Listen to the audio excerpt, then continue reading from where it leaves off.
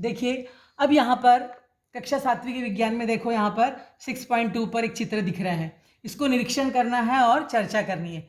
चित्र में गलत मापन पद्धतियों को ढूंढो और उसका कारण बताओ। अभी देखो, यहाँ पर एक लकीर खींची गई है, इसको बित्ता से नाप रहा है। तो हाथ की अंगुलियों से अनुमानित मापन किया जा रहा है, यानी ये मापन कैसे है? त्रुटिपूर्ण है। उंगली से कैसा आएगा? गलत अंदाज आएगा कि लंबाई इतनी है ये इसकी। उसी प्रकार चित्र दूसरे में देखो, एक गिलास का द्रव्य पदार्थ किसी दूसरे गिलास में उंडेला जा रहा है। इससे अनुमान लग रहा है कि, परंतु ये त्रुटि की संभावना है ना, एक गिलास से यदि वो गिलास बड़ा होगा छोटा होगा तो हम लोग क्या होगा, त्रुटि हो सकती है आयतन में उसके। तो ये भी एक गलत पद्धति दिख रही है यहाँ पर। उसी प्रकार देखो, यहाँ पर तीसरे चित्र में मापन पट्टी द्वारा रेखाखंड की लंबाई ज्ञात कर रहे हैं। इसमें भी त्रुटि हो सकती है। क्यों त्रुटि हो सकती है चित्र 3 में? क्योंकि इस प्रकार की लंबाई का मापन नहीं किया जाता है। यानी लंबाई, जो रेखाखंड की लंबाई ज्ञात कर रहे हैं, रेखाखंड की लंबाई ज्ञात करी जा रही है, तो वो जो है कैसे ज्ञात कर रहे हैं? यहाँ पर स्केल के द्वारा, जो है मापन पट्टी के द्वारा रेखाखंड की लंबाई ज्ञात कर रहे हैं। उसी प्रकार चित्र 4 में देखिए, यहाँ पर इस चित्र में जो है मापन पट्टी का उपयोग बीच वाले भाग से कर रहा है। देखो यहाँ से, यानी 2 से कर रहा है, जबकि उसको कहाँ से करना चाहिए था? 0 से करना चाहिए था, 0 से। तो यहाँ पर भी लंबाई का मापन कैसे आएगा? गलत आएगा। उसी प्रकार इस चित्र में देखो, यहाँ पर तराजू जो है, इस तराजू में संकेतक तो लगा ही नहीं है, यानी जो यहाँ पर जो कांटा होता है ना, वो सुई तो लगी ही नहीं है, संकेतक। तो इस वस्तु का जो है वजन ठीक से द्रव्यमान करना क्या होगा? त्रुटिपूर्ण होगा। यानी यहाँ पर विभिन्न मापन की पद्धतियों में कुछ न कुछ त्रुटि हो रही है, अचूक मापन यहाँ पर नहीं हो रहा है। तो मापन की अचूकता का मापन किस कारण किया जा रहा है, उस पर निर्भर होता है। उसके अनुसार जो है समुचित साधनों का यदि हम लोग ठीक से उपयोग नहीं करते हैं तो क्या होगा? मापन में त्रुटियां आ सकती है। बहुमूल्य जो वस्तुएं होती है, अब बहुमूल्य वस्तुएं यानी कौन कौन सी? सोना हो गया, चांदी हो गया, हीरा हो गया, मोती हो गया, इन सब का जो है मापन में यदि थोड़ी सी भी हम लोगों की गलती हो जाएगी तो क्या होगा? उस ग्राहक को भी नुकसान पहुंचेगा और दुकानदार को भी नुकसान पहुंच सकता है। इसलिए अल्प मात्रा में उपयोग में लाए जाने वाले पदार्थों का मापन अत्यंत सावधानी से और अचूक रूप से किया जाना चाहिए। आजकल जो है टेक्नोलॉजी ने इतनी प्रगति कर ली है कि दूरी, द्रव्यमान, समय, तापमान, इन इकाइयों का सूक्ष्म मापन हम लोग बड़ी अचूकता से करते हैं एकदम। ऐसे कई साधन जो है उपलब्ध है। जैसे आपने देखा होगा, खेल होता है, जब क्रीड़ा होती है उस समय देखो दौड़ होती रहती है। अभी 3 दौड़ने वाले जो धावक है वो एक लाइन में होते हैं, लेकिन उनका देखो एक एक पैर ऐसा धीरे धीरे एकदम छोटी से छोटी इकाई, देखो स्पीड में वहां पर उसके बगल में घूमता रहता है। हाँ, कि कितने स्पीड से, कोई देखो पैर ऐसे नीचे रखा और किसी का पैर ऊपर ही है। तो यानी छोटी से छोटी इकाइयों को इकाई ऐसे अब आविष्कार हो चुकी है कि हम लोग किसी भी राशि का जो है एकदम अचूक मापन कर सकते हैं। तो हम लोग जो खेल है उस समय हम लोग प्रतियोगिता में जो दूरी नापना है वो अचूक मापन करते हैं।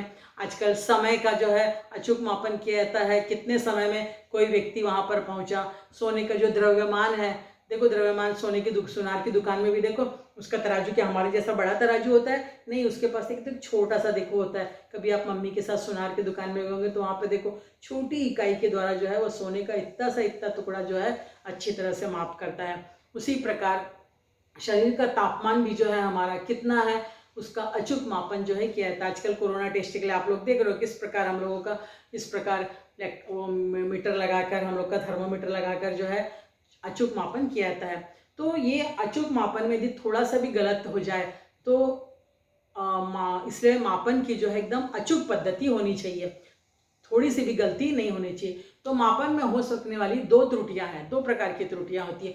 एक तो योग्य साधनों का उपयोग न करना।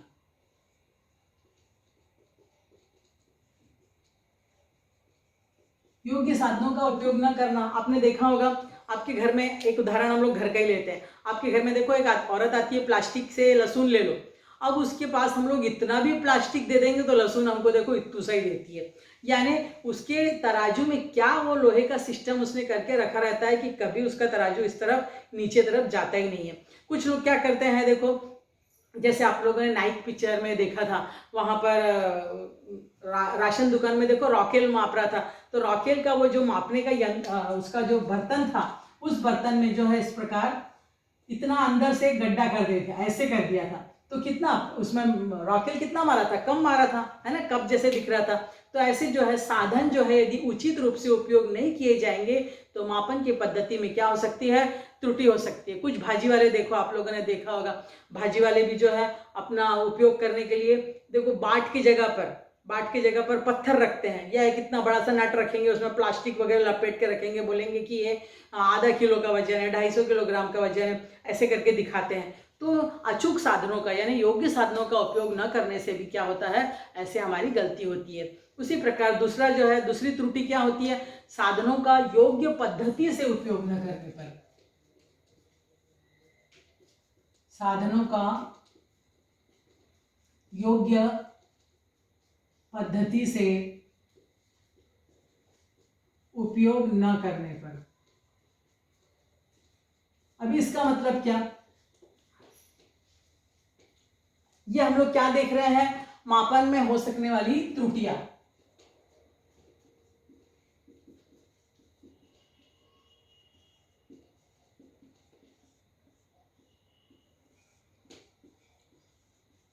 कौन कौन सी दो त्रुटि होने की संभावना होती है।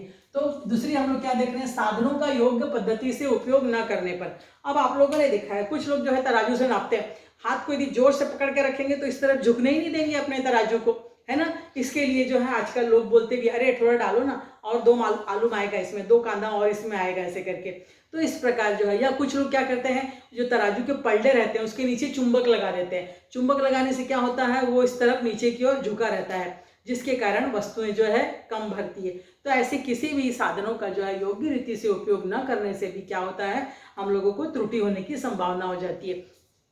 तो इस प्रकार आप लोग भी घर में जो है और जगह पे देखिए कहाँ कहाँ पर अन्य त्रुटियां होती है, उसके बारे में जान सकते हैं। या पेट्रोल पंप में आपने देखा होगा, जितना पेट्रोल दिया जाता है उसमें पेट्रोल को वास्तव में उतना हम लोग को पेट्रोल मिल रहा है या नहीं, इसके लिए प्रमाणित माप की आवश्यकता होती है। कुछ लोग क्या करते हैं, देखो पेट्रोल यदि हमारा ध्यान नहीं है तो वो जीरो पर आया भी नहीं रहता है, उसके पहले ही क्या कर देते हैं, पेट्रोल डालना चालू कर देते हैं, तो उतना हमारे को गाड़ी को हम लोगों को पेट्रोल कम मिलता है। उसी प्रकार बाजार में भी जो है, जो बाट माप है, आप लोग यदि कभी मम्मी के साथ जाते हो तो ध्यान दो कि तराजू कैसा है, उसका जीरो पर है या नहीं, कांटा लगा हुआ है या नहीं, नीचे पल्लों के नीचे कहीं पर पल्ले जो है टूटे हुए हैं क्या, या उसमें जो बाट है वो प्रमाणित बाट है कि नहीं। देखो जो असली बाट होता है उस बाट के ऊपर जो है सरकार की मुहर लगी होती है, 1 kg 2 kg ऐसा करके। नहीं तो कुछ लोग क्या करते हैं, लकड़ी का बाट रख देते हैं वहाँ पर, उसके ऊपर प्लास्टिक लपेट देते हैं, कुछ लोग पत्थर रख देते हैं उसी जगह पर, बोलते हैं कि आधा किलो का बाट है, 1/4 किलो का बाट है, ऐसे करके। तो इससे क्या होता है, ग्राहक को भी नुकसान होता है और दुकानदार को तो फायदा ही हो जाता है। तो किसी भी किराना दुकान में, सब्जी मंडी पर वस्तु को खरीदते समय जो है सावधानी पूर्वक ध्यान देना है, और अपने माता पिता को भी जो है उस गलती के बारे में कि देखो इसकी यहाँ पर गलती हो रही है, उसको देखना है। क्या देखना है कि तराजू का जो वजन प्रमाण जो है वो प्रमाणिक मुहर लगी हुई है कि नहीं, उस पर 1 kg ऐसा लिखा है क्या, 2 kg ऐसा लिखा है क्या, वो देखना है। वो तराजू जो है स्थिर है या नहीं, वो देखना है। तराजू का कांटा सीधा है क्या नहीं, ऐसे देखना है। कभी कभी क्या होता है, कुछ लोगों बर्तन को ऐसा टेढ़ा रख देते हैं जिसके कारण वस्तुएं कम भरती है, तो कांटा सही है या नहीं देखना है। क्या बाट धातु के हैं, यानी बाट धातु के बने हुए हैं, लकड़ी का है या पत्थर का है, उस तराजू को किस प्रकार पकड़ा गया है वो देखना है। तराजू के पल्ले के नीचे का भाग को ध्यान से देखना है कि उस पर चुंबक वगैरह तो नहीं लगा हुआ है। तो इस प्रकार जो है हम लोगों को ये छोटी छोटी बात ध्यान रखकर हमको भी नुकसान नहीं होना चाहिए, क्योंकि हम पैसा दे रहे हैं तो हम लोगों को ये नुकसान के बारे में ज़रूर ध्यान रखना है।